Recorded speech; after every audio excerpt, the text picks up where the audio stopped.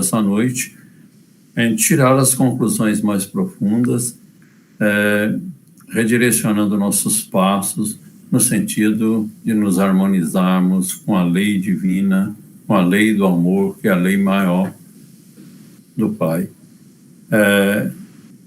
Pedimos aos amigos e mentores espirituais também que nos ampare, que promova em cada lar a limpeza fluídica de que nós necessitamos, para que possamos encerrar o ano de uma forma mais serena, com o coração sereno, coração tranquilo, e com muito esforço, no sentido de agirmos sempre no bem. Que a paz do Mestre reine em nossos corações e que a sua luz seja o farol de nossas vidas. Que assim seja, Senhor. Assim seja. Obrigada, Job. Então, Wallace, é com você agora. Gente, boa noite aos amigos do GEVAN. Mais um grande prazer estar aqui com vocês nessa noite de hoje. Deixa eu compartilhar aqui a tela.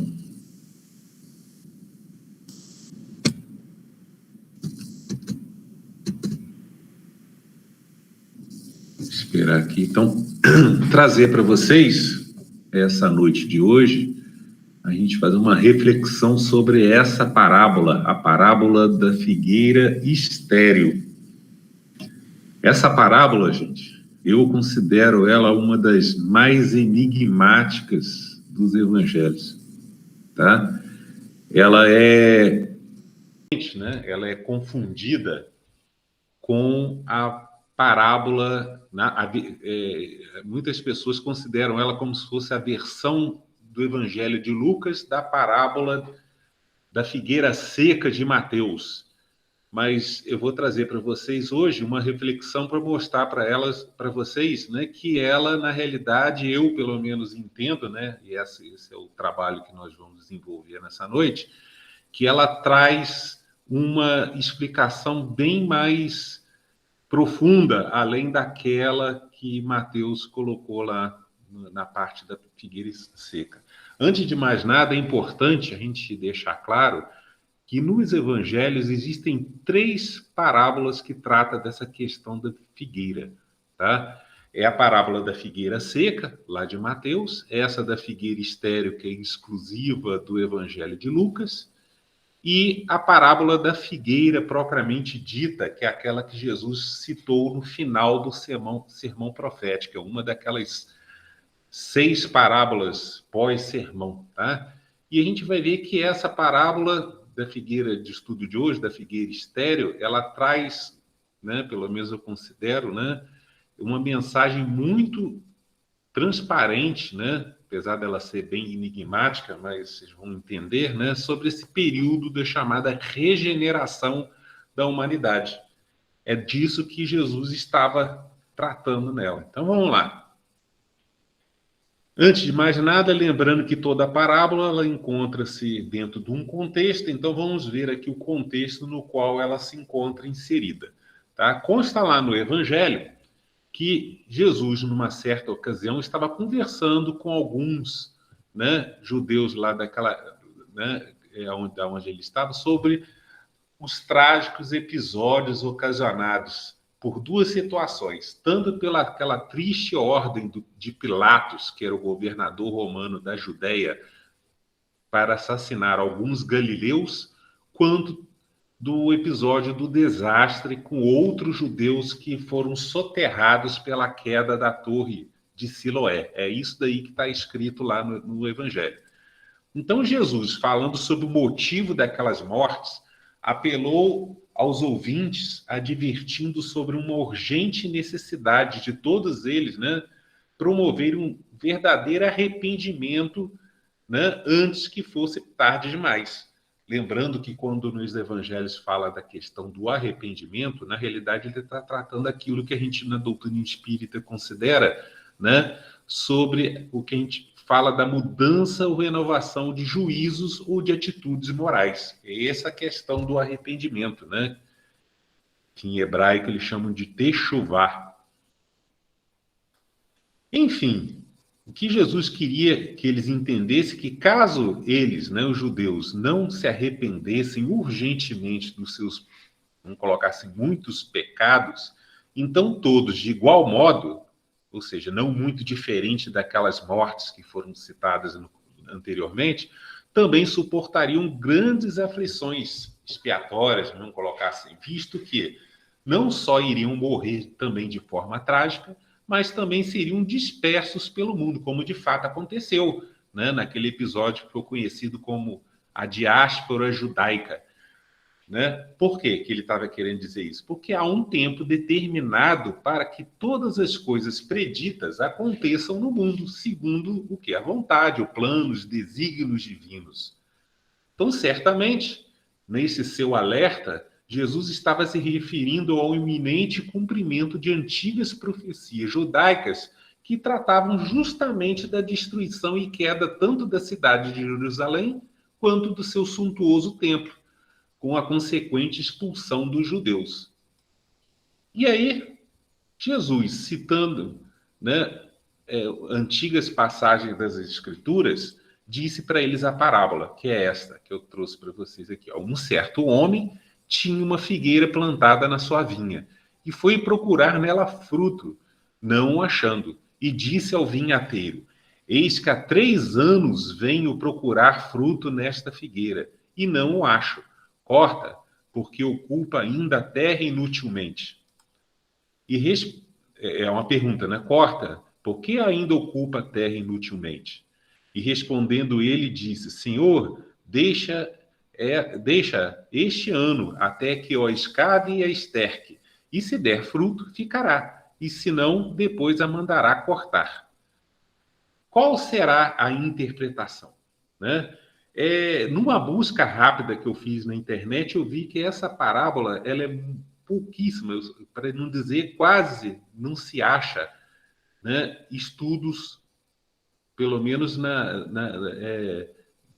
espíritas, né, sobre essa parábola, porque ela realmente é muito comum confundi-la com a parábola da figueira seca. Então, eu vou tentar aqui trazer para vocês esse entendimento, como foi falado, e a gente vai ver que, na realidade, ela é uma novidade dentro de uma visão, uma visão dentro de outras visões que tem, que é como se fosse uma novidade. Vamos colocar para vocês aqui, então, qual será essa interpretação que eu trago para vocês. Então, como sempre, em todo estudo de parábolas, né, é sempre bom lembrar que Jesus nos ensinou aquela técnica rabínica, né, de interpretação segundo a Cabalá judaica, que deve ser aplicada em todas as parábolas, onde ele é colocado que praticamente toda parábola apresenta 4 níveis de entendimento. E nós vamos tratar desses 4 níveis de entendimento, que a gente vai desde a interpretação literal dela, partindo pela identificação de quais as figuras alegóricas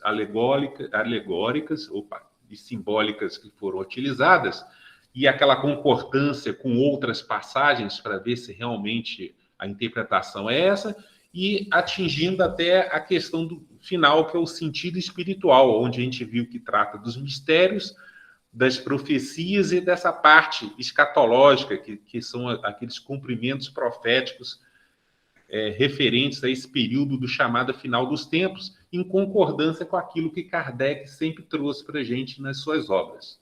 Então vamos lá, vamos refletir sobre a parábola ora apresentada. A gente viu lá que Jesus disse que um certo homem, que era o dono ou senhor de um campo, que é a vinha, né, tinha uma figueira plantada junto às demais videiras ali existentes, conforme o antigo costume agrícola judaico. Após aquele senhor ter ido buscar durante 3 anos consecutivos os seus desejados figos naquela figueira, né, mas não os achando, então ele meio que irou-se. E aí ele chegou, né? Como a figueira não produzia frutos, aquele senhor queixou-se com seu vinhateiro, que é aquele jardineiro ou viticultor, né? Que nada mais é do que aquele servo cuidador da vinha, lhe dando ordens para cortar aquela figueira estéril que ainda ocupava a terra inutilmente, no lugar de outra melhor, né? causando, inclusive, o quê? Até prejuízos a ele. Contudo, a gente viu lá que aquele vinhateiro, demonstrando interesse especial, se compadeceu intercedendo pela figueira, pedindo ao seu senhor mais paciência, lhe propondo um adiamento do prazo designado para o corte. O prazo limite, que a gente pode dizer que foi adicional e condicional solicitado por ele como última chance, foi de mais um ano, até que o solo no entorno da figueira fosse o quê? Escavado, né? Ou seja, revolvido, aumentando, né? Deixando ele fofo, aumentando o volume, a qualidade, e estercado, ou seja, fornecendo o quê? O adubo ou os novos nutrientes, se comprometendo dessa forma a trabalhar arduamente para que ela se renovasse e produzisse frutos. Caso a figueira desse figos, regenerando-se, ela ficaria na vinha, mas, do contrário, ela seria depois cortada, gerando assim que uma incerteza quanto ao desfecho final dessa parábola, ou seja, se o vinhateiro obteve êxito ou não naquela tarefa, porque essa parábola ela deixa no ar. E aí, como é que ficou, né? Então vamos lá. Pode até parecer que houve falta de paciência daquele senhor em exigir do seu vinhateiro que aquela figueira desse frutos antes do tempo certo, visto que durante 3 anos, a gente leu lá, né, de sua existência, a figueira não deu fruto algum. Mas o problema é que não foi esse o caso. Aquela figueira não estava no seu 3º ano de vida, pois, na verdade, ela já não dava frutos havia 6 anos. Como assim? É isso mesmo, gente. Vamos entender a questão. Vejamos, né? Os estudiosos, e quando eu falo os estudiosos, inclusive isso daí consta até de estudos dos nossos irmãos protestantes, que já alguns chegam a analisar essa passagem e esse ponto particular, essa questão dessa forma, né? Lecionam que aquela época, né, conforme uma prescrição contida no livro do Levítico, da Torá judaica, todos os frutos dos primeiros 3 anos de vida de qualquer árvore frutífera deveriam ser o quê? Descartados, ou seja, eles não eram colhidos, pois eram considerados, na cultura deles, né, impuros. Já os frutos do 4º ano de vida e frutificação, por sua vez, eram considerados o quê? Santos, puros, e eram também considerados primícias, ou seja, os primeiros frutos aproveitáveis. E desta forma, todos eles deveriam ser colhidos, separados e ofertados a Deus como dízimos no templo. Inclusive, eles falam que, na cultura judaica, esse 4º ano era considerado o ano dos dízimos dos frutos, conforme algumas prescrições contidas lá no livro do Levítico. E aí eles falam também que apenas a partir do 5º ano de vida e frutificação é que parte dos seus frutos colhidos, ou seja, após a separação dos chamados dízimos, poderiam ser consumidos pelos homens, pelos judeus. Então, quando o senhor, né, aquele senhor, ao longo de 3 anos, disse que estava buscando figos, né, naquela figueira, na verdade, ele estava buscando figos desde o seu 4º ano de vida e frutificação daquela figueira. Ou seja, ele buscou os figos durante 3 anos, foram o 4º, o 5º e os 6º anos. Mas, conforme foi dito, ele não achou nada e, por esse motivo, solicitou o seu corte, a fim de que fosse desocupado o precioso espaço da sua vinha. E isso aqui, gente, é importante porque vai ser utilizado em outra passagem, e esse aqui é o ponto central que eles consideram, né, para a interpretação dessa parábola. Então, por isso que o vinhateiro pediu ao seu senhor um prazo adicional e condicional de mais um ano, ou seja, aquele mais um ano seria no 7º ano, sendo este o último. Então, aqui eu resumi para vocês nessa tabela, que é o ciclo de vida e frutificação da figueira. A gente viu lá que os 3 primeiros anos os frutos não são colhidos porque são impuros. A partir do 4º ano ele é colhido, mas no 4º ano todos eles são ofertados, né? O 5º e o 6º ano são consumíveis, mas como disse que ele foi buscado, então ele buscou ele durante o 4º, 5º, 6º ano. Então, esse prazo adicional, na realidade, ele é o 7º ano de vida dele. Porque se não der fruto, aquela figueira seria cortada no 7º ano, né? Então, esse entendimento é importante. Então, o sentido moral que geralmente é atribuído a essa parábola, segundo a tradição cristã, ela demonstra basicamente o seguinte: que todos os homens, mediante os ensinos cristãos, devem buscar com a máxima urgência a renovação coletiva das suas atitudes morais, cultivando a paz, o perdão, a tolerância, enfim, o amor fraternal mútuo. Que Deus é o quê? Longânimo, ou seja, bastante paciente, misericordioso e generoso com a humanidade pecadora, sempre nos dando tempo e muitas oportunidades de mudança, ou seja, aquilo que ele chama de arrependimento, que é essa renovação de atitudes morais, né? E que, por sua vez, há um tempo determinado ou prazo para que esse necessário processo de arrependimento da humanidade aconteça.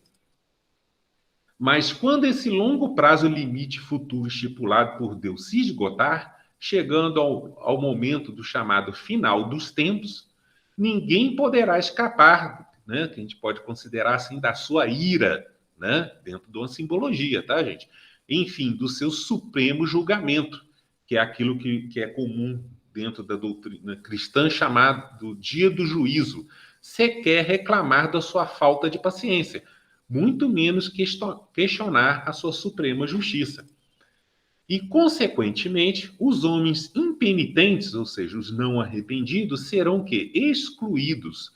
E a gente pode colocar aquela ideia do simbolicamente cortados deste mundo, perdendo assim a sua, né, entre aspas, salvação, ou seja, que a gente pode dizer que seria a possibilidade de permanecer na vinha, que a gente vai ver lá que representa o mundo. Com isso, gente, a gente esgotou esse primeiro nível de interpretação que trata dessa leitura literal da parábola, né? E aí ele geralmente a gente tira esse sentido moral que é bem tranquilo, bem fácil da gente entender, né? Agora vamos para o segundo e terceiro nível juntos, onde a gente faz aquela identificação das figuras e seus significados. Então a gente vai entender rapidamente quem é esse certo homem, o que representa a figueira, a vinha, o fruto, o vinhateiro, que corte é esse, né? E outras questõezinhas.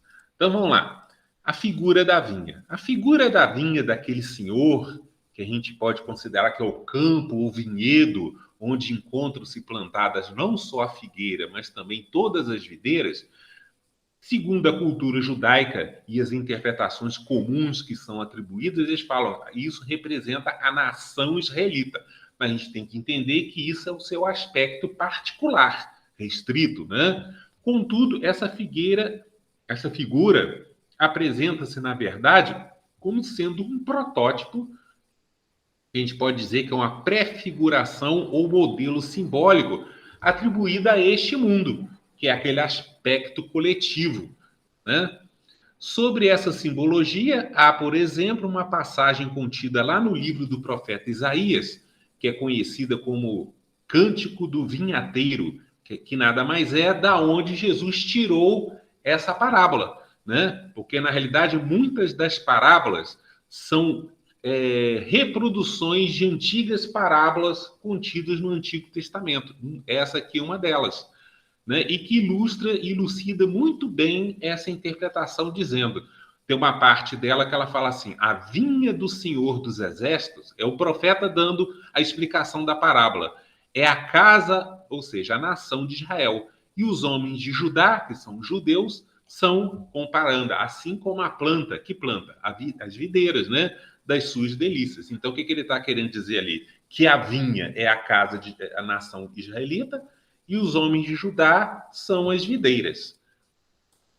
Por isso é que Jesus, por exemplo, nas suas explicações da parábola do joio e do trigo, né, igualando a simbologia referente à figura da vinha com aquela que lá naquela parábola ele tratou da figura do campo, onde ele próprio, o servo semeador, lançou a sua semente do trigo, o que é o símbolo da verdadeira palavra ou doutrina de Deus, esclareceu os seus discípulos dizendo: o campo, ou seja, a seara ou trigal, é o mundo. Então a gente vê que realmente tem uma concordância, ou seja, as parábolas são diferentes, mas a ideia por trás delas são as mesmas. Ou seja, a vinha, que equivale à figura da seara, ou campo, ou trigal, né? Representa também a casa de Israel, mas como modelo simbólico para o quê? Este mundo, que na realidade representa todas as nações, que é aquilo que os judeus chamam de Olam Hazé, ou seja, este mundo, que na doutrina espírita a gente pode dizer, trazer para o nosso linguajar, que é o chamado mundo de provas e expiações. Sobre esse símbolo de Israel, Emmanuel, lá no livro O Consolador, compreendendo que Israel representa, como foi falado, né, nas antigas escrituras, esse modelo pré-figurativo para toda a humanidade, olha só o que ele disse lá na questão 262. Até lá. Por que razão a palavra das profecias parece dirigida invariavelmente, ou seja, sempre, né, ao povo ou casa de Israel? Aí ele coloca: em todos os textos das profecias, Israel deve ser considerada como símbolo de toda a humanidade terrena, ou seja, este mundo. Confirmando essa interpretação que a gente trouxe. Sobre a figura desse certo homem, o senhor da vinha, que a gente já sabe que é este mundo, né? Ou mundo de provas e expiações, daquele que, segundo Isaías, representa, né, o senhor dos exércitos, né? Aquela figura descrita no Antigo Testamento, ela representa quem? O próprio Deus. Para comprovar essa alegação, consta lá no livro dos Salmos do rei Davi o relato de que aquele rei, louvando a Deus, fez uma interessante comparação de ideias, dizendo: olha só, para quem não conhece, ele está lá: quem é esse rei da glória, o senhor dos exércitos? Ele é o rei da glória. E mais na frente ele fala: louvai todos os seus anjos, louvai todos os seus exércitos. O que ele está querendo dizer aqui? Que esse senhor dos exércitos, que é o rei da glória, representa aquela figura do certo homem, o senhor, que é o Deus. E o mais interessante, que os seus exércitos, na realidade, representa quem? Os seus anjos, que são o quê? Aqueles espíritos colaboradores e executores da sua vontade. Inclusive, tem alguns livros traduzidos, né, que já não falam Senhor dos Exércitos, fala Senhor dos Espíritos. Muito interessante, né? E a figura do vinhateiro? Logo, por dedução lógica, compreende-se naturalmente que a figura do vinhateiro, que é aquele servo do Senhor, que a gente viu Deus, né? Que além de ser o semeador do campo, apresenta-se também nessa parábola como sendo responsável por cuidar de todas as árvores da sua vinha, ou seja, deste mundo, representa ele próprio, Jesus, o Cristo, ou seja, o Filho do Homem. Então, o vinhateiro, que é o semeador, que é o Jesus, o Filho do Homem, ou o Messias, o Cristo, né? E a figura das videiras? Então, diante daquelas anteriores explicações, não restam dúvidas de que, por sua vez, a figura das outras árvores, daquelas videiras também existentes na vinha, que é este mundo, representam os homens judeus, que é naquele aspecto particular, mas sendo ela, do mesmo modo, um modelo simbólico para toda a humanidade, aquele aspecto coletivo. Pois naquele cântico de Isaías mesmo consta lá: os homens de Judá são assim como a planta, ou seja, a videira das suas delícias. Então, o que ele está querendo dizer? Que as videiras, que são as plantas, né, ali, as árvores, os homens, representam os homens de Judá, que são os judeus num modelo particular, mas é a humanidade, na realidade, todos os homens. E a figura da figueira? Essa é a figura mais complicada, né? Mas vamos lá, a figura da figueira, ela geralmente é interpretada como sendo um símbolo equivalente à figura da videira, onde ambas as árvores representam tanto os judeus quanto aquele aspecto individual, quanto Israel naquele aspecto coletivo, conforme a gente pode deduzir de algumas passagens contidas no Antigo Testamento. Porém, a gente percebe que não só nessa parábola da figueira estéril, mas também naquela outra que eu falei, da figueira, que é aquela pós-sermão profético, Jesus havia feito uma clara distinção entre as figuras da figueira e das demais árvores, que no caso são as videiras existentes da vinha, ao dizer: Ele coloca lá, um certo homem tinha uma figueira plantada na sua vinha. E naquela outra parábola da figueira, ele coloca, olhai para a figueira e para todas as outras árvores, ou seja, as videiras. Né? Por outro lado, compreende-se também perfeitamente que Jesus, na parábola da figueira seca, que é aquela outra correlata, se referiu, na verdade, à profecia daquela fatídica destruição do templo de Jerusalém, em Israel. Tanto que ele citou logo depois aos seus líderes religiosos a parábola dos lavradores perversos, dizendo: houve um homem, pai de família, que plantou uma vinha e circundou-a de um valado e construiu nela um lagar e edificou uma torre, né? E arrendou aos seus lavradores e ausentou-se para longe. Então, quer dizer que, por um lado, Jesus separava, porque se fosse a figueira o mesmo símbolo da videira, para que fazer a distinção? E aqui a gente percebe também que, por outro lado, na vinha, nessa outra parábola, no lugar de ter uma figueira plantada, ele citou nela o lugar da torre. Né? Então, baseado nessas informações, deduzimos que a figura da figueira, contido nessas parábolas, equivale à mesma figura da torre também existente no meio da vinha. Ou seja, que a gente viu lá que é a prefiguração deste mundo, representando, na verdade, o quê? O templo de Jerusalém. Ou seja, mas não é o templo físico, material, é o seu juízo religioso coletivo, né? Que na realidade é o próprio juízo judaico-cristão, ou seja, o próprio judaísmo e o cristianismo que estava chegando naquela época.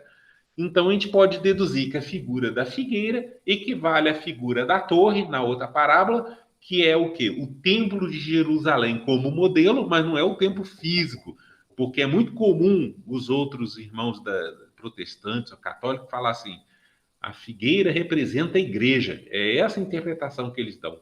Mas só que a gente não pode entender que é a igreja física. Na realidade, a igreja representa a congregação. Mas a congregação de quê? De homens. Mas são os homens físicos? Não. É a congregação, ou seja, na realidade é o juízo religioso coletivo da humanidade. Né? Quando era o templo de Jerusalém, era o juízo coletivo daquela humanidade. Mas como Jerusalém é uma prefiguração para todas as nações, então é o juízo religioso da humanidade. Então, na realidade, a gente pode colocar que é o juízo ou consciência judaico-cristã, que é o cristianismo primitivo ou o judaísmo renovado, é aquele que chegou para a gente, né, hoje. Né? Hoje não, né? Chegou para a gente, cidadãos aqui do século pós-século XIX, vamos colocar assim. E a figura dos frutos? Por sua vez, a figura dos frutos, que na realidade são os figos, que certamente irão brotar nos ramos da figueira, representam o quê? As obras, são as ações humanas, tanto individuais quanto coletivas, que a gente pode dizer de institucionais. Ou seja, eles correspondem à qualidade não só dos pensamentos ético-morais e religiosos professados pelos homens, mas também das suas consequentes ações praticadas e baseadas o quê? Nesse juízo, ou seja, neles, né?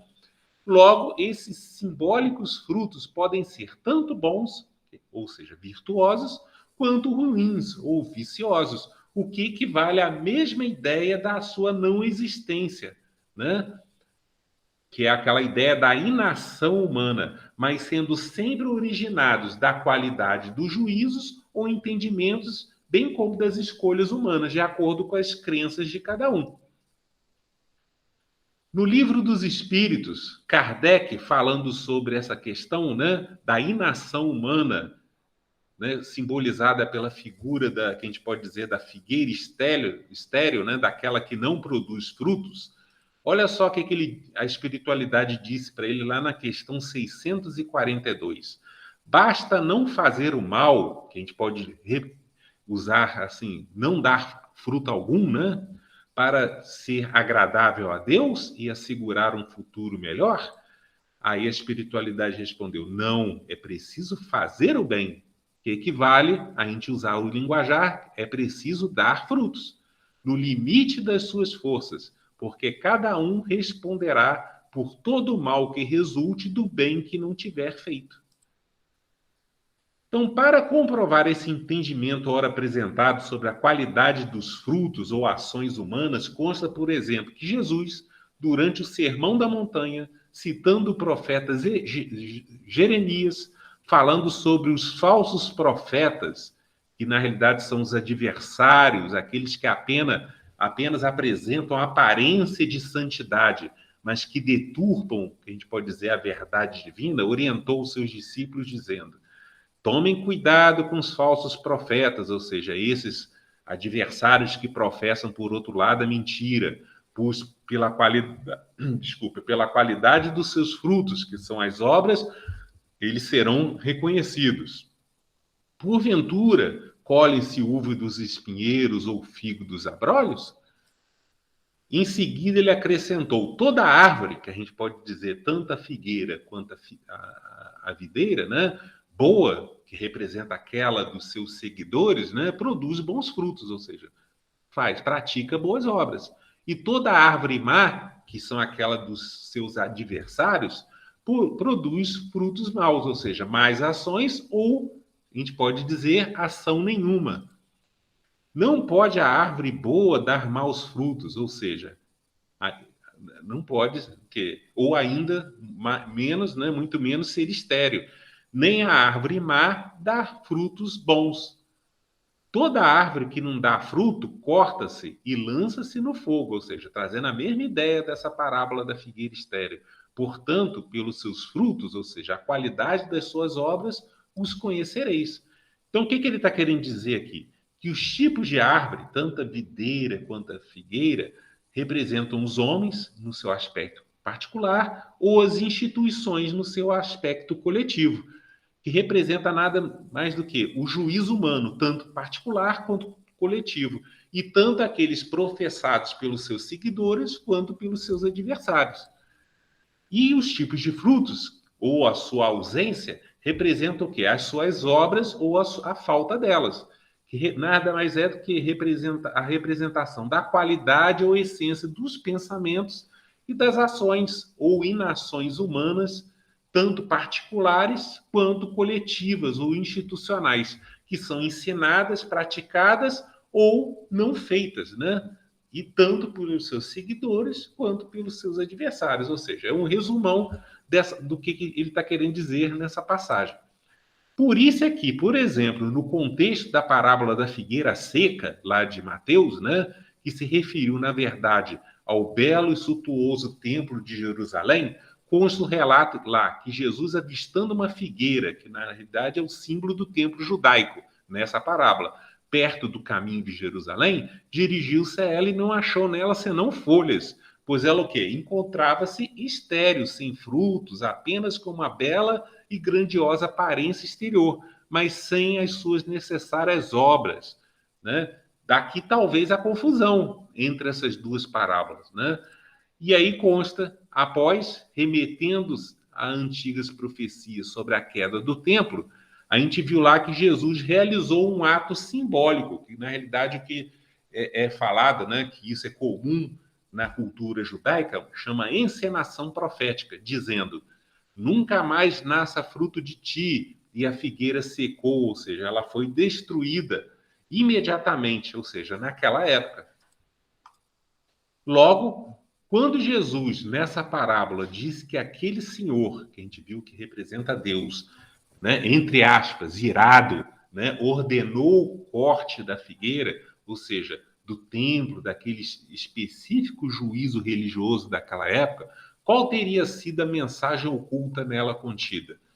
A gente viu que a ideia, então, a figura do corte, né, a ira de Deus, que a gente viu lá que é o Senhor dos Exércitos, expressa pela ordem do corte, trata da reação futura das suas divinas leis, que a gente na doutrina espírita estuda, que são as leis da causalidade, do progresso e da destruição, de todas as ações humanas contrárias à sua vontade, sendo de fato o inevitável reflexo da sua onipotência, da sua justiça e do seu julgamento, que é aquilo que é chamado de juízo, né?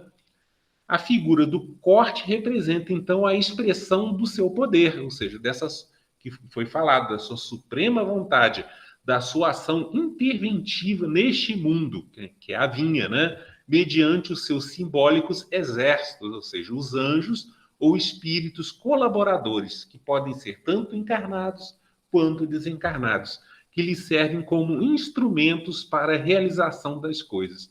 Quem quiser saber mais sobre isso, Livro dos Espíritos, questões 737 e 783. Lá Kardec tratou justamente dessa parte.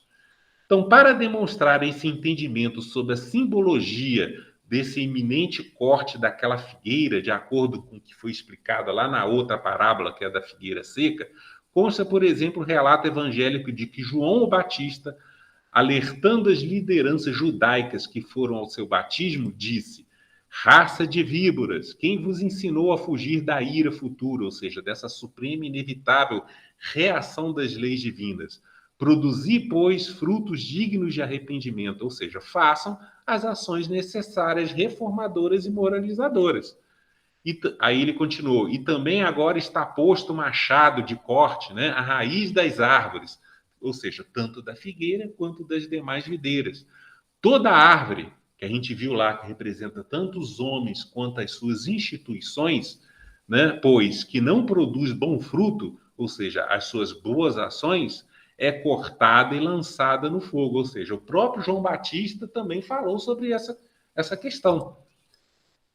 Igualmente, numa outra ocasião, há também o relato de que Jesus, prevendo a destruição da cidade de Jerusalém, ao vê-la ao longe, chorou sobre ela, dizendo: ah, se tu conhecesses também, ao menos nesse dia, o que pode te trazer a paz, mas agora isso está encoberto aos teus olhos, ou seja, ocultado, porque aquela humanidade daquela época, né, estava espiritualmente cega, não compreendia as coisas contidas nas profecias, né? Porque dias virão sobre ti em que teus inimigos, que são aqueles elementos que serviram de instrumento de execução dessa reativa vontade de Deus, né? Que no caso lá foi o Império Romano, né? Te cercarão de trincheiras e te sitiarão e estreitarão de todos os lados e te derrubarão a ti e os teus filhos que dentro de ti estiverem, ou seja, os judeus, né? E não deixarão em ti pedra sobre pedra, pois que não conhecesses o tempo da sua visitação. Lá, por fim, logo depois, né, na saída do templo de Herodes, em Jerusalém, né, um pouquinho antes de Jesus citar o sermão profético, aproximaram-se dele os seus discípulos para mostrarem aquela estrutura magnífica do templo, ou seja, que a gente viu que é daquela simbólica figueira, né, que não produzia frutos, né, que era o templo de Jerusalém. Porém, Jesus disse: não vedes tudo isso? Ou seja, vocês não compreenderam ainda as coisas, os sinais do iminente cumprimento das antigas profecias? É isso que ele quis dizer. Ou seja, a ficha não caiu, vocês ainda não perceberam? Aí ele continua: em verdade vos digo que não ficará aqui, ou seja, no lugar do templo, pedra sobre pedra que não seja derrubada. Diante desses esclarecimentos, quando foi que os anjos colaboradores de Deus, ou seja, aqueles exércitos, né, simbólicos exércitos, agindo como instrumento da reação, aquela simbólica ira divina, executaram naquele tempo a sua justa vontade, cortando aquela simbólica figueira, que é o templo em Israel, e as demais videiras, que são, no caso lá, os judeus? A história registrou, como eu falei, né, antes, que após a morte de Jesus, no ano 31 da nossa era, a cidade de Jerusalém, o seu suntuoso templo, em cumprimento às antigas profecias, foram incendiados e destruídos lá no ano 70 e depois no ano 135 da nossa era, pelos exércitos romanos de Tito e do imperador Adriano.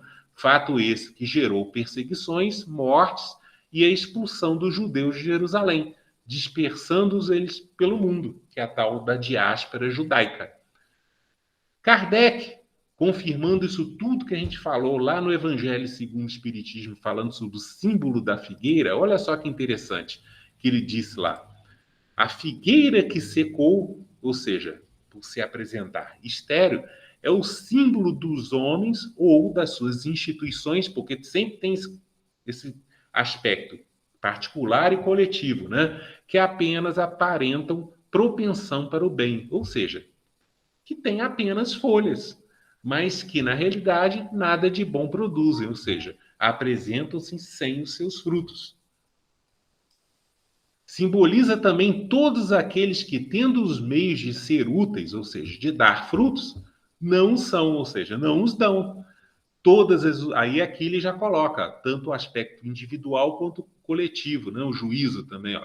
Todas as utopias, ou seja, todos os ensinos, todos os sistemas ocos, ou seja, todas as instituições inúteis, todas as doutrinas, ou seja, todos aqueles juízos religiosos carentes de base sólida.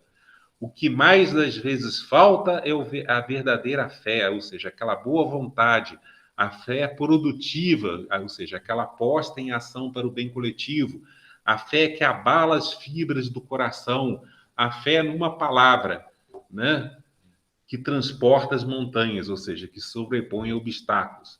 São simbólicas árvores cobertas de folhas, ou seja, que têm apenas uma boa aparência, porém baldas de frutos, ou seja, desprovidas das boas obras ou ações. Por fim, Kardec disse, quer dizer que todos os sistemas, aquele afirmando aquele aspecto tanto individual quanto coletivo, todos os sistemas, ou seja, todas as instituições humanas, todas as suas doutrinas, ou seja, os seus juízos religiosos, que nenhum bem, ou seja, o bom fruto para a humanidade, que a gente viu lá que são as simbólicas videiras da vinha, houverem produzido, cairão reduzidas a nada, ou seja, serão cortadas. Que todos os homens, que a gente viu lá, né, que são as figueiras ou os seus juízos, as videiras e os seus juízos, as figueiras, né, deliberadamente inúteis, ou seja, sem frutos, por não terem postos em ação os recursos que traziam consigo, serão tratados assim como a figueira que secou, ou seja, por encontrarem-se simbolicamente estéreis, né? Enfim, serão cortadas da vinha, ou seja, deste mundo. Então a gente vê que o assunto é sempre o mesmo, né? Entra parábola, sai parábola, e a gente vê que Jesus fala, né, muitas delas das mesmas coisas. O espírito de Simeão, numa mensagem de 1863, olha só que interessante que ele falou. Aí ele coloca: será bastante ou suficiente trazer, né, apresentar-se vestido com a farda ou aquela roupa do Senhor para ser fiel, lembrando aquela parábola do festim de bodas, né? Bastará dizer, sou cristão, para que alguém seja seguidor do Cristo? Procurai os verdadeiros cristãos e os reconhecereis pelas suas obras, ou seja, os simbólicos frutos. Aí ele relembra aquela passagem, né? A boa árvore não pode dar mau fruto, né?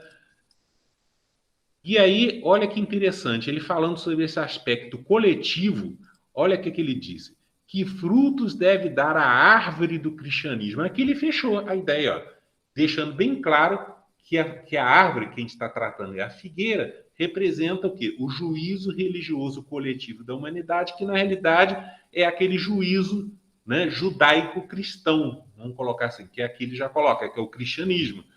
Árvore possante cujos ramos frondosos cobrem com sua sombra, ou seja, fornece aquele abrigo, proteção e consolo espiritual para uma parte do mundo, ou seja, da vinha, mas que ainda não abrigam todos os homens, ou seja, simbólicas videiras que hão de agregar em torno dela. O que ele está querendo dizer? A gente ainda está vivendo esse processo, né? Que a figueira ainda está espalhando seus frutos, né? A sua proteção, os seus frutos. Os da árvore da vida são os frutos da vida, de esperança e de fé, ou seja, são os figos, ou, que a gente pode dizer, a moral evangélica posta em prática. O cristianismo, qual fizeram há muitos séculos, continua a pregar essas virtudes divinas. Aí ele chama a gente na responsabilidade. Nos esforçamos por espalhar seus frutos, mas quão poucos os colhem? Com isso, gente, a gente encerrou a identificação das figuras, encerrou esse segundo e terceiro nível. Vamos entrar agora no quarto nível de interpretação, onde a gente vai tratar agora especificamente dessa distinção entre as duas parábolas. A gente viu que, num certo aspecto, ela trata mais ou menos do mesmo assunto da parábola da figueira seca. Daí a confusão. Mas aí vamos entender o que ele quis dizer com esses 3 anos, essa ideia do corte, que ano, um ano a mais é esse, né? Que ideia veio por trás desse escavar, estercar, né? Antes dessa ideia do simbólico corte. Então vamos lá. A simbologia desses 3 anos e um ano adicional. Quanto àquele mencionado prazo de 3 anos de sucessivas buscas por frutos, ou seja, por boas obras nessa figueira, que a gente viu que são as boas ações oriundas desse juízo religioso coletivo da humanidade, ou seja, já trazendo a interpretação do símbolo, o que será que ele, né, Jesus, na verdade, o que ele, nesse prazo, na realidade, representa? Segundo a tradição cristã, aqui eu vou trazer para vocês a interpretação que normalmente é dada para elas, para essa passagem, segundo a ótica dos nossos irmãos protestantes, católicos, né? Então, segundo a tradição cristã, consideram-no literalmente como sendo apenas o tempo de duração da missão messiânica de Jesus em Israel, que na realidade começou lá no ano 27 e terminou no ano 31, metade ali, ou seja, por cerca de 3 anos e meio. Contudo, se aqueles 3 anos fossem de fato apenas literais, então o que representou aquele 1 ano a mais pedido pelo vinhateiro, que a gente viu que é o Cristo, e concedido pelo Senhor da vinha, que a gente viu que é Deus, né? Este 1 ano a mais adicional e condicional também seria apenas literal? Então a gente está refletindo sobre ela, porque a gente vai ver que realmente, se a gente for entender dessa forma, né, achar que essa parábola é igual à parábola da figueira seca, e que esses prazos, que não foram à toa, que foram colocados nessa parábola, são literais, então a gente vê o que então representa esse ano adicional e condicional. Condicional porque ele tem uma condição, deu 1 ano. Se a coisa não acontecer, a figueira tem que ser cortada. Mas se o vinhateiro, que a gente viu Jesus, foi morto no ano 31, e a cidade de Jerusalém e o seu templo, que a gente viu lá que representa a figura da figueira, foram na prática destruídos, né? Ou cortados, que a gente pode dizer assim, né, literalmente no ano 70, ou seja, cerca de 40 anos depois, então aqueles muitos anos foram todos insuficientes, né, 40 anos? Se eles realmente foram, então por que será que o Senhor, o Deus da vinha, ou seja, o Senhor deste mundo, concedeu a Cristo, que é o vinhateiro, apenas 1 ano, se esse ano for literal? Deus, que é onisciente, já não deveria saber que apenas esse curto prazo seria insuficiente, visto que tudo já estava predito antes nas antigas escrituras, e são muitas profecias que falam da queda do templo de Jerusalém naquela época. Então, para que ele concedeu um prazo, e um prazo tão curto, se for 1 ano literal? Então, será que o vinhateiro, que a gente viu que é o Cristo, fracassou na sua sublime missão intercessora, com vistas à regeneração da figueira, ou seja, que é a renovação do juízo coletivo da humanidade?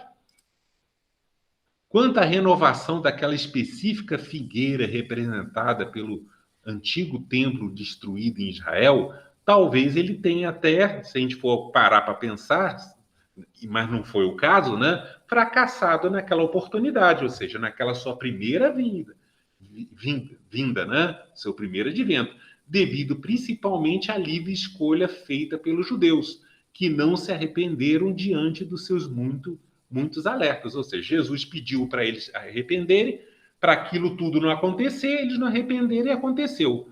Então, a gente pode colocar assim, houve um fracasso? Parece que foi um aparente fracasso, mas na realidade não foi. Aqui não cabe eu entrar no mérito, porque eu teria que explicar que, na realidade, aquilo já estava previsto acontecer, tinha que acontecer daquele jeito. Porém, vimos antes que aquele específico templo judaico representava apenas um modelo simbólico para algo bem maior. Contudo, torna-se importante ressaltar que Jesus finalizou as suas explicações sobre essa parábola que a gente está estudando da figueira estéril, mas ele não disse qual teria sido o desfecho final da figueira, gerando o quê? Uma incerteza, ao contrário do que foi dito por ele na parábola da figueira seca, que de fato foi seca imediatamente. Lá ele disse, nessa ele não disse.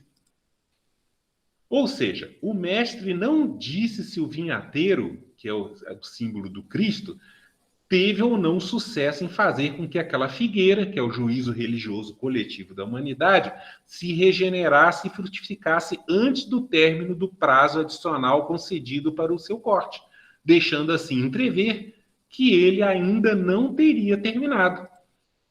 E se o prazo limite ainda não terminou, é porque todos aqueles mencionados anos não são literais, mas sim proféticos, simbólicos. Na verdade, o desfecho final da parábola da figueira estéril foi dado por Jesus nas explicações da outra parábola, que é aquela da figueira citada, né, ao final do sermão profético, quando então ele deixou claro que aquele clímax, né, ocorrerá num outro momento futuro após o início, que lá naquela outra parábola ele falou do simbólico verão. Ou seja, ele remeteu aquilo tudo para um futuro, que é agora, né? Logo, considerando que todos aqueles mencionados prazos são de fato proféticos, então devemos adotar para esse caso uma interpretação, dentre muitas outras existentes, mas eu estou trazendo para vocês uma como reflexão, baseada nos ensinos da Cabalá judaica, correlacionando o que a gente pode dizer que é o princípio temporal de interpretação profética dia-milênio, que é utilizado em interpretação de algumas parábolas, com o outro princípio, que é o princípio temporal dia-ano, que é um outro princípio utilizado na interpretação de outras parábolas. Lá fala que um dia profético equivale a 1000 anos literais. E na outra fala que um dia profético é igual a um ano literal. Então, a gente correlacionando as duas, a gente vê que um dia profético equivale a um ano profético, e na realidade equivale a um ano literal ou 1000 anos literais, dependendo de cada caso, de cada aplicação, de cada interpretação, de cada parábola. Dessa forma, então, essa parábola estaria tratando tanto de um longo prazo, né, que seria, ao invés de 3 anos, seriam 3.000 anos, quanto de um outro, que seria aquele ano adicional, que seria 1000 anos.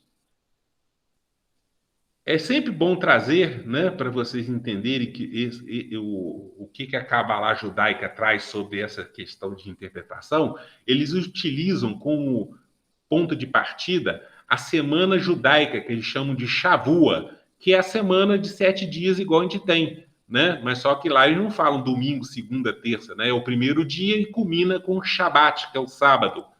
E eles têm também uma semana de anos, que eles chamam de Shavuim, né? Que tem o primeiro ano, o segundo ano e terminam com o 7º ano chamado Shemitah, que ali tem alguns acontecimentos, algumas questões são tratadas nisso. E eles também usam para interpretação uma também chamada Semana Milenar de Anos, que é um Shavuim mais amplo, né? Onde eles consideram que cada dia equivale a 1000 anos, né? E eles entendem que esses primeiros 6.000 anos é o que eles chamam de Olam Hazé, que é este mundo, e o 7º ano seria o Hasharit Hayamim, que é o tal do final dos tempos.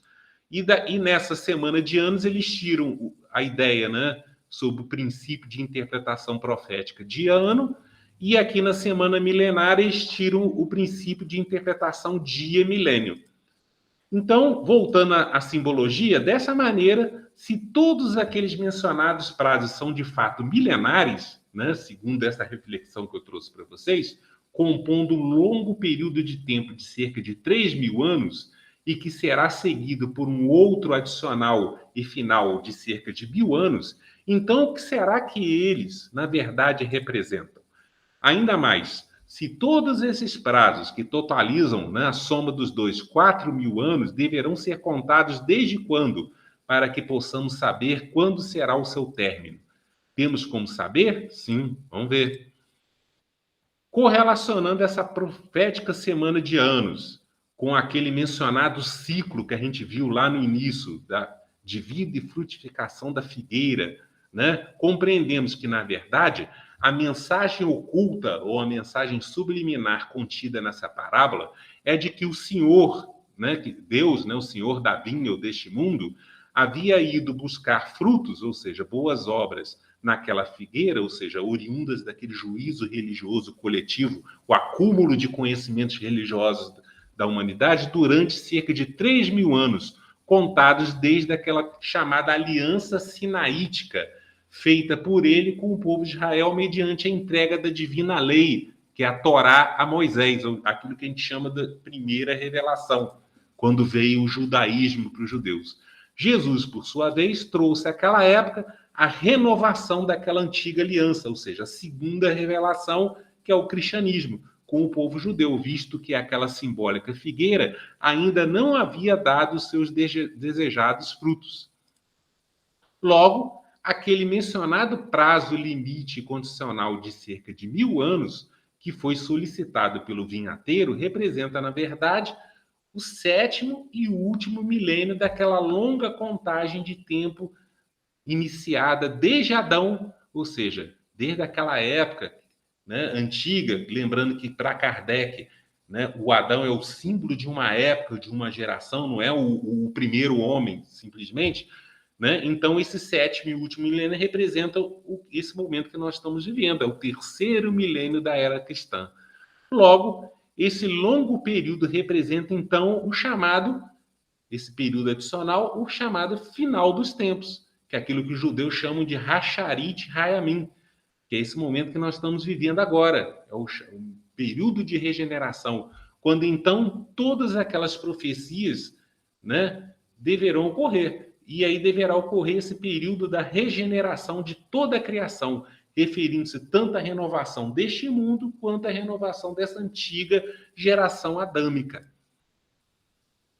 Ele também é conhecido, né, segundo o entendimento judaico-cristão, como chamado Dia do Senhor. Quando então, né, a gente viu lá o Senhor da vinha, que é o Deus deste mundo, né, exercerá o seu juízo, que eles chamam lá de Yom Hadin, que é o dia do juízo final, que é esse período de regeneração, que a gente sabe que também vai ocorrer essa separação da humanidade, quanto ao destino final, tanto da simbólica figueira, quanto das demais videiras, que a gente viu, que é o juízo e a humanidade. Enfim, ele representa o chamado prazo limite, ou seja, esse período de regeneração para que ocorra na prática a necessária renovação, que é essa transformação consciencial de toda a humanidade, que é o que a gente chama de regeneração, mediante um necessário processo de arrependimento coletivo dos seus pecados, pelas mudanças das suas condutas morais, através dos preciosos esclarecimentos e orientações obtidas pelos cuidadosos ensinos prestados pelo Cristo, que é o vinhateiro, passando deste modo a cumprir a vontade de Deus. E esses cuidadosos ensinos nada mais são do que aquela figura da figueira ser cavada, estercada, né, aduvada. Então, a nova revelação veio para isso. Então, a gente pode dizer aqui que, correlacionando aquele ciclo de vida e frutificação da figueira, né, onde eu trouxe para vocês a explicação, correlacionando com aquele quadro segundo a Cabalá judaica, que a gente compreende aqui como é que relaciona isso. Ó, né? Na realidade, a gente viu que esse prazo, né, Moisés veio no 3º milênio depois daquela contagem inicial, né, do simbólico Adão. Jesus veio no 4º milênio, né? E aí a gente viu que foi buscado, né, os simbólicos frutos na figueira durante o 4º, 5º e o 6º ano, que na realidade foi o 4º milênio, 5º e o 6º milênio daquela contagem, e o prazo limite condicional equivale ao 7º ano, que é o 7º milênio, que é esse período da regeneração. Com isso, então ficou bastante fácil e claro o entendimento agora, né, acerca da mensagem oculta referente à ideia do simbólico vinhateiro, que é o Cristo, intercedendo sobre a figueira, que é aquele juízo religioso coletivo da humanidade, ter solicitado ao Senhor da vinha, que é o Deus, um prazo futuro adicional para que ele escavasse e estercasse, ou seja, renovando o solo em seu entorno, ou seja, o simbólico coração, que é a consciência humana sobre aquelas questões religiosas, mediante um fornecimento de um novo nutriente regenerador, que a gente viu lá que é o simbólico adubo. Esta atenção toda especial dispensada pelo vinhateiro, que é o Cristo, representa, então, na verdade, o futuro fornecimento de um outro ou novo consolador, que é o Paráclitos, né? Que é a terceira revelação, que é o Espiritismo, que a gente professa. Enfim, a vinda de uma nova doutrina de natureza cristã, por isso que é chamado cristianismo renovado, né? Porque, na realidade, o Espiritismo não é uma nova religião, ele é o cristianismo restabelecido ao seu verdadeiro sentido, conforme a promessa feita por Jesus aos seus discípulos.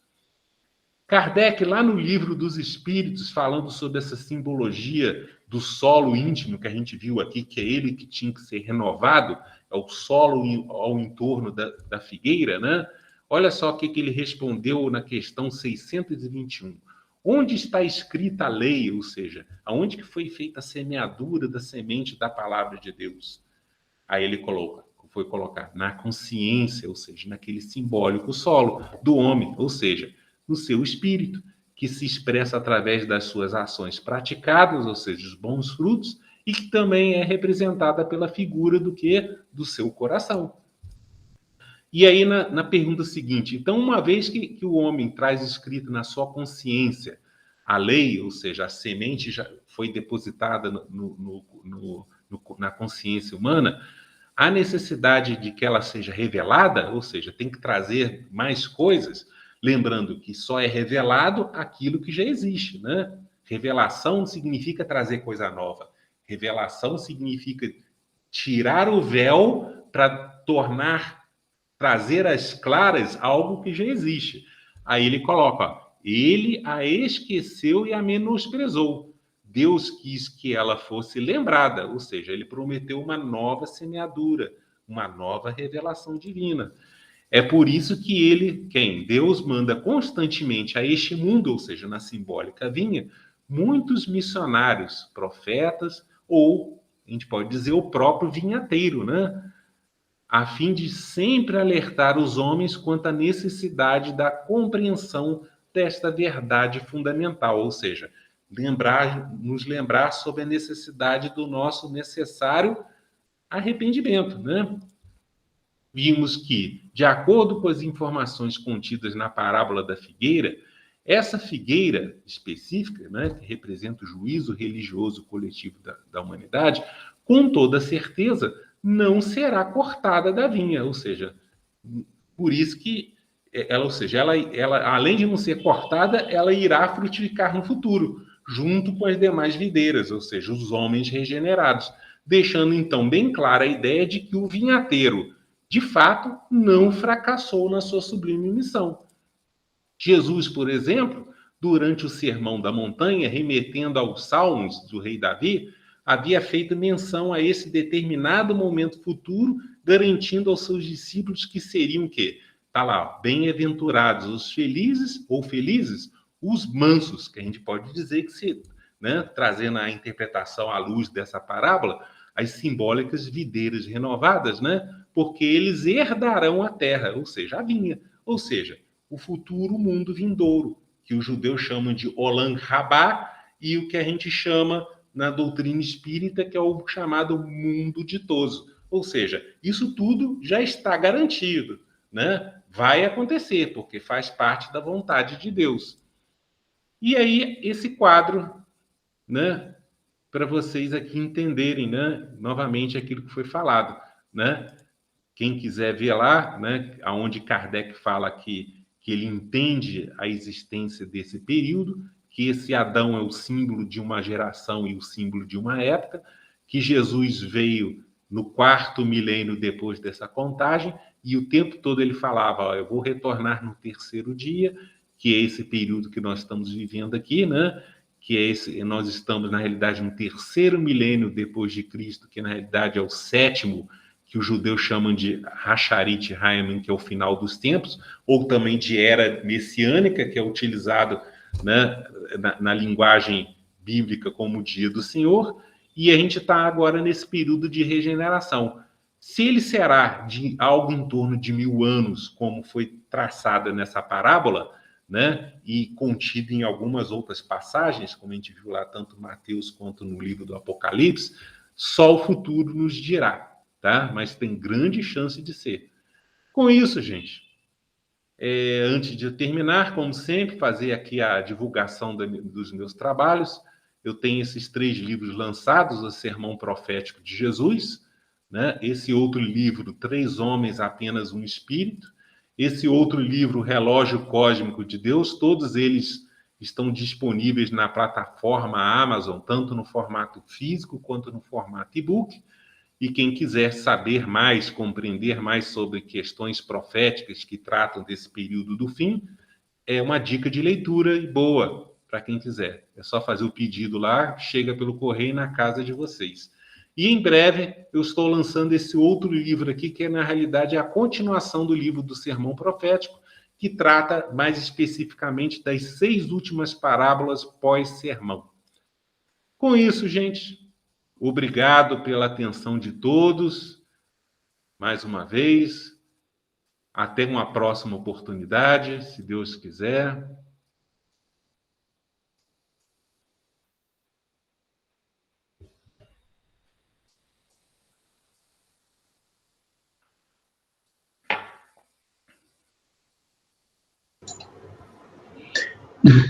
Ô, Wallace, nós agradecemos. A Jacira apareceu aí. Deixar a palavra com ela. Pode falar, Jacira. Está sem som. Ô, Wallace, eu quero agradecer muito a você pelo estudo. Gente, eu fiquei, assim, muito impressionada, e eu já tinha feito alguns estudos de ver como que Jesus busca, lá no Antigo Testamento, né, vários ensinamentos, ele vem reforçando as Sim. coisas que são importantes, né? É quase um vale a pena ver de novo, né? Isso, inclusive, uma vez eu fiz um estudo e eu fui buscando informações do perdoar 70 vezes 7, né? Ele vai lá desde a época de Caim, depois do filho dele, né, do Sete, e daquelas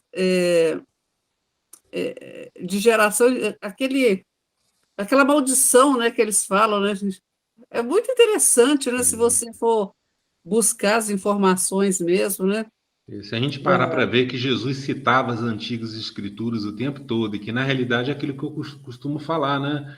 Que o cristianismo primitivo, a gente pode dizer aquele que a gente considera daquela época, o que está escrito, não aquilo que é interpretado, mas o que está escrito, na realidade é o judaísmo renovado. Jesus não criou uma nova religião. Né, tanto que está lá em Mateus 5,17, né? Eu não vim abrogar a lei, e sim cumprir, né? Ou seja, ele veio trazer uma luz de entendimento sobre todo aquele ensinamento que já estava contido no Antigo Testamento. E a mesma coisa Kardec considera o Espiritismo, né? O Espiritismo não é uma nova religião, ele é o cristianismo renovado, ou seja, é a mesma proposta, né? Ele veio trazer uma luz de entendimento sobre aquele cristianismo primitivo. Se a gente começar a entender a coisa dessa forma, facilita muito. Pois é, muito, muito bacana mesmo. Eu quero pedir desculpa porque no YouTube nós não conseguimos fazer a gravação, beleza, porque a nossa operadora da internet aqui do bairro resolveu fazer manutenção agora à noite. Então, eu tentei gravar aqui, vamos ver se vai ficar legal, mas só para avisar que se eu não conseguir aqui, aí não deu certo. Vou ter que te chamar de novo para falar sobre o tema, viu? Falhou. Isso acontece. Teve uma vez que eu fui fazer uma palestra também, deu pique de luz. Aí falei assim, tecnologia é muito bom, mas tem que funcionar, né? Se não funcionar, Tem que funcionar. não adianta, né? Daí... Mas, olha, eu gostei muito, tenho certeza que todos aqui gostaram, né, Paulo? E vou passar para o Paulo, porque aí ele já faz a prece final para a gente. Ô, Wallace, muito obrigada. Desculpa por não ter gravado, porque eu queria assistir tudo de novo, porque eu fico tomando conta aqui. E tem uma coisa, antes de passar para aquele Senhor dos Exércitos, que foi mudado para Senhor dos Espíritos, eu notei. Aonde que você falou que estava? Que eu Né, só eu já vi algumas interpretações porque existe Bíblia traduzida de várias fontes. Uma vez eu li que tem uma Bíblia, agora eu não lembro de cabeça qual, né, que ela traz essa interpretação, o Senhor dos Espíritos. Porque, na realidade, é esse o verdadeiro sentido que eu trouxe para vocês lá, né? Porque a gente vê assim, né? Tira aquela ideia do exército, né? Mas na realidade o que ele está querendo dizer é uma simbologia. Então é uma dessas Bíblias traduzidas aí. Alguém traduziu e eu vi uma vez isso escrito. Eu vou procurar aqui, eu achei muito interessante. Então, muito obrigada. Deus Feliz Natal para todo mundo. Feliz Natal. Obrigado. Que o verdadeiro espírito do Natal faça morada e pousada em nossos pensamentos, em nossos corações, isso, hoje e sempre. Que assim seja. Que assim seja. Paulo, faz a prece para nós, fazendo favor. Wallace, agradeço muitíssimamente, né, pelo estudo que você fez, por tudo de bom que você trouxe para nós, que é claro que a gente tem que ver outras vezes para gravar bem. São muitas informações e a gente não está muito acostumado assim com o significado, né, correto de tudo aquilo que, né, a parábola da figueira traz para nós. Mas valeu, viu? Valeu o seu esforço. Que Deus o abençoe sempre, que em 2022 nós estejamos firmes aqui, fazendo muitos estudos para ficar mais inteirado de tudo isso que você sempre está trazendo para nós. Agora, eu vou fazer a prece. Com essa prece, nós vamos pedir a Deus, a Jesus, a nossa Mãezinha Maria Santíssima, a espiritualidade amiga, que nos permita encerrar os trabalhos da noite de hoje e nos dando possibilidade de nós estarmos continuando com esse trabalho por muito tempo mais, porque muito nos engrandece e é isso que a natureza espera de nós, que estejamos cada vez melhores para oferecer para a natureza aquilo que a nossa condição possa permitir. Então, vamos fechar os nossos olhos, elevar os nossos pensamentos, agradecer a Deus, a Jesus, agradecer a nossa Mãezinha Maria Santíssima, agradecer os espíritos amigos, ao nosso irmão Wallace, por esse grandioso estudo, enfim, por tudo de bom que a noite nos proporcionou no dia de hoje. São muitas orientações, muitas coisas para nós analisarmos profundamente, para tirarmos de todas essas informações o que de melhor ela possa contribuir com a nossa caminhada. E é assim que o Pai Maior espera que cada um de nós faça, né? Bem-aventurados aqueles que estão de boa vontade. Devemos mostrar boa vontade em tudo aquilo que fizermos, pois o Pai estará nos apoiando sempre e sempre. Estaremos seguindo o caminho ideal que nos foi delineado quando da nossa programação de aqui estar. Mais uma vez, o meu sincero agradecimento a você, Wallace, a todos que estão presentes, a todos aqueles que irão assistir mais tarde essa live, e esperamos contar com você mais vezes junto de nós. E vamos fazer a prece que o bom mestre passou para nós, e com essa prece estaremos pedindo licença para encerrar o trabalho da noite de hoje. Pai nosso que estais no céu, santificado seja o vosso nome, venha a nós o vosso reino, que seja feita a vossa vontade, assim na terra como no céu. O pão nosso de cada dia, principalmente o pão espiritual, dai-nos hoje, Senhor. Perdoai as nossas ofensas, assim que perdoarmos os nossos ofensores, e não nos deixeis cair em tentação, mas livra-nos, Senhor, de todo mal, pois sabemos serem vossos o reino, o poder e a glória, pois sois onisciente, onipotente e onipresente. De corações ajoelhados, Senhor, rogamos, sê conosco, hoje, agora e para todos sempre. E assim seja.